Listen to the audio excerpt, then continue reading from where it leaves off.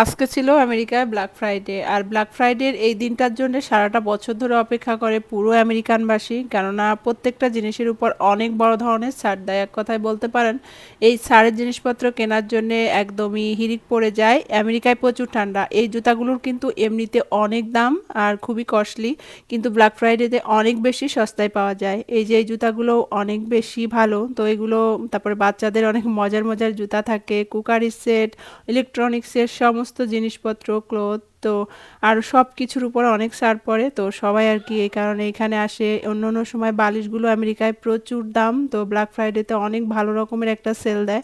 তো আমরা সব কিছু কিনলাম, কিনে এবারে যাচ্ছি, এবারে হচ্ছে মেসিতে আসছি। তো এইখানে অনেক ভারী ভারী জ্যাকেট পাওয়া যায়, অনেক রিজনেবল প্রাইস থাকে। এমনি এমনি অন্য সময় এগুলোর অনেক দাম। তো আমেরিকায় যেহেতু প্রচণ্ড ঠান্ডার দেশ, তাই অনেক ভারী ভারী এই জাতীয় জ্যাকেটগুলো খুবই খুবই চলে। তো আমরা বেশ কিছু কেনাকাটা করলাম, আর আজকে পুরো শপিং মলে প্রচুর ভিড়, সবাই আসছে। আর পরবর্তী ব্লগে দেখাবো কি কি কিনেছি।